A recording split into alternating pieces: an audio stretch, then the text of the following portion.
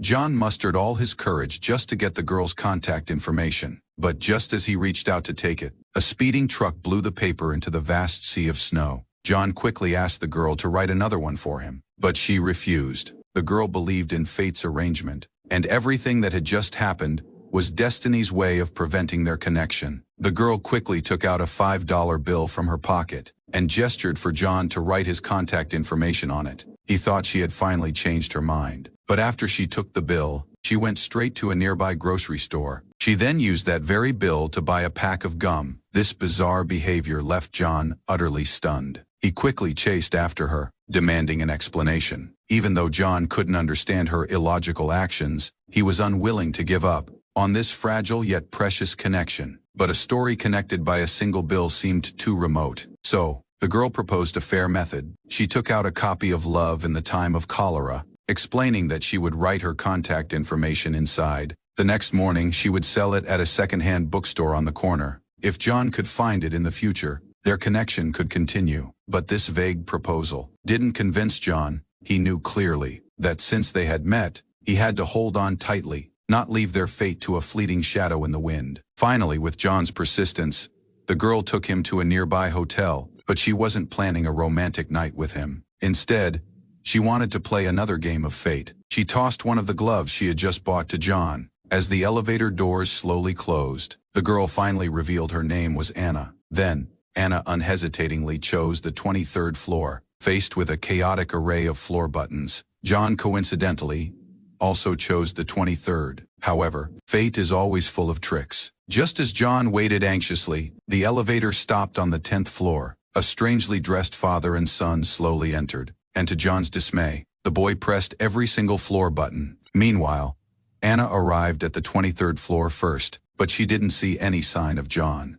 Unbeknownst to her, the elevator John was in had malfunctioned. Anna, a firm believer in fate, didn't leave immediately. However, after waiting for a long time in front of the elevator, she finally accepted fate's decision. But just as she turned to enter an elevator, the late-arriving John emerged from the elevator next to hers. However, this tiny gap in time became the regret that kept them from seeing each other again. The snowstorm outside was especially cold. That hard-to-find affection ultimately became a hidden sigh on the street corner. Time passed in a flash. 7 years slipped away like sand through fingers. Anna had long since returned to England, and through a friend's introduction, she met a musician boyfriend. Although they appeared affectionate in public, behind the warmth was her boyfriend's cold detachment. Even her much-anticipated marriage proposal became a perfunctory scene. What upset Anna the most was the size of the ring. It was pitifully small, yet her boyfriend ignored her pain, trying to force the ring on. Meanwhile, the other end of the story, John had never forgotten the girl who taught him about fate. Whenever he passed a second-hand bookstore, he would irresistibly stop, drawn by his thoughts, to pick up that copy of Love in the Time of Cholera. But the pages always left him with the same emptiness. Now nearly 30, John was successful in his career, and under his parents' careful arrangement, he was engaged to a kind and virtuous woman. He thought he would forget that Christmas romance and step into a life destined for him. However, as the wedding date approached, John's life was quietly enveloped by the name Anna. This series of events, almost absurdly coincidental, made John unable to hold back any longer. He immediately went to his office and told his best friend about his day and his first encounter with Anna. Ellen was deeply moved by this love story. He immediately decided to help John find traces of Anna. They searched every bookstore in New York. However, the book's front page was always blank, which was heartbreaking. He returned home exhausted, where he stumbled upon Anna's glove from that year. But as John was about to put on the glove, he felt a piece of paper inside. After taking it out, he realized it was Anna's shopping receipt from that time, and on it,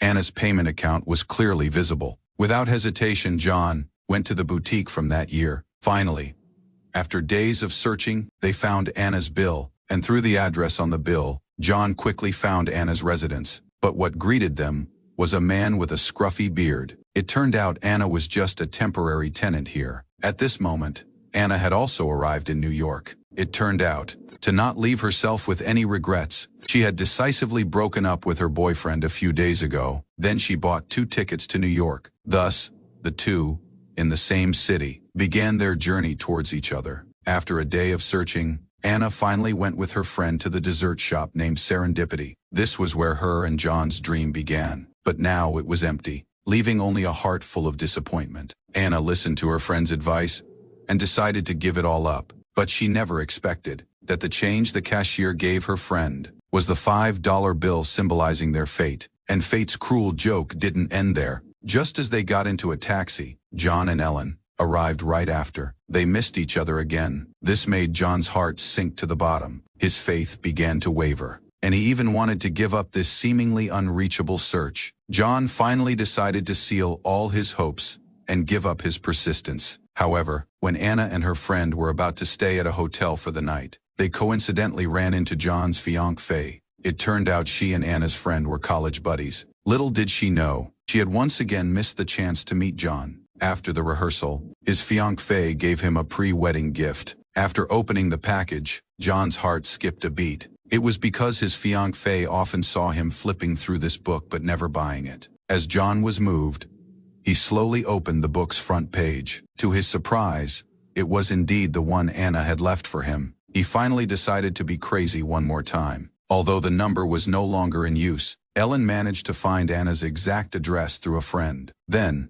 they bought a flight to England that night. But when they arrived, Ellen was shocked to find Anna in the house, intimately involved with another man. Although Ellen tried his best to stop him, John still saw the unbearable scene before him. Little did he know, that woman was actually Anna's twin sister. After a brief moment of pain, the man finally left in disgrace. Just then, Anna, on the other side of the world, arrived at the ice rink from that year. The next morning, a disheartened Anna began her journey home, and fate once again showed its playful side. Just as Anna wanted to buy a pair of headphones, she realized she had taken her friend's wallet by mistake. As the staff hurried her, Anna reluctantly used her friend's money. Unexpectedly, as the other person was giving change to another passenger, that string of numbers symbolizing fate quietly caught Anna's eye. She excitedly took the $5 bill, and despite her plane about to take off, she hastily left. Then, using the information on the bill,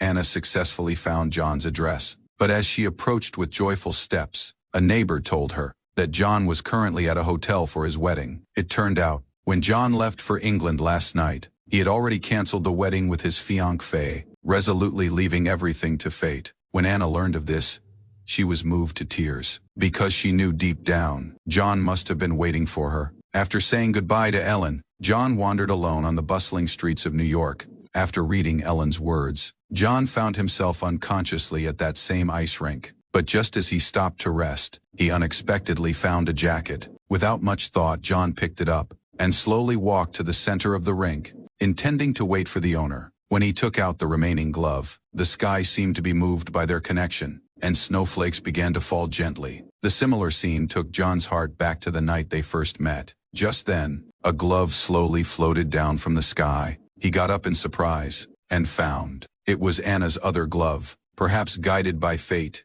he instinctively turned around, only to find Anna waving at him from a short distance. The barrier of years had not made them forget each other's existence. Their eyes locked as they slowly approached, hands tightly clasped, fulfilling their unfinished love story. This love story, like snowflakes falling on the streets of New York, seemed aimless, yet it landed perfectly on both their shoulders. After countless missed opportunities, fate finally brought them back together in the most unexpected moment. This fateful encounter tells us that true love never fades with the passage of time. It only shines brighter at the most unexpected moments, illuminating our lives.